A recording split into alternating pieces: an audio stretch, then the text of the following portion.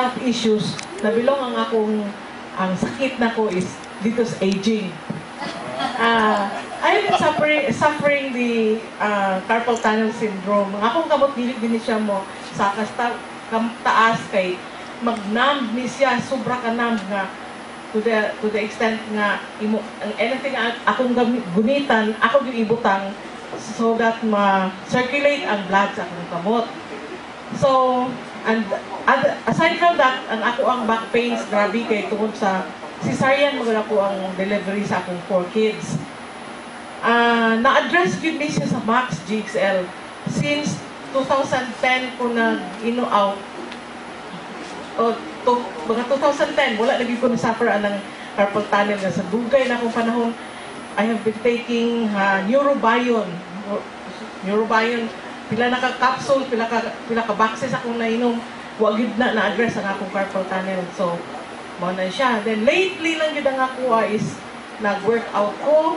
So, maka-endure ko cardio exercise for 3 hours. Imagine ninyo. For 3 hours, grabe tayo. So, mo na. And then, lately lang po tayo, ang akong husband is, nakamitan guys, among family nag-take from, akong upat ka anak nag-take anong Max GXL. And then, ang akong husband is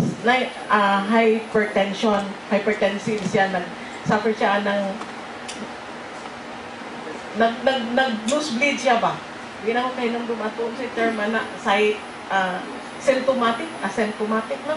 So, nasi dagang maintenance. So, lately lang yun siya aside sa maintenance siya, nakinom sa Max. So, lately lang yun nagpa-check up siya, nagpa-examine siya o ganang profile, lipid profile. Tanan na normal, tanan na ubos, tanan good. Wala na good siya. And then, last na lang, 2 minutes. Ginamulong. Ang akong glasses is, if you notice, parang na siya naka-fade, no? Kay, naka-notice ko for 3 years na dahil ko, wala ko nag-change sa ako ang glasses. So, maulay, kung kamutan na, kung sa itong newcomers nga wala pa bitaw naka-take, naka-try sa Max, ayaw mo pagduha-duha, please, try sa Max GXL, ma-amaze mo sa product. Thank you. Yes.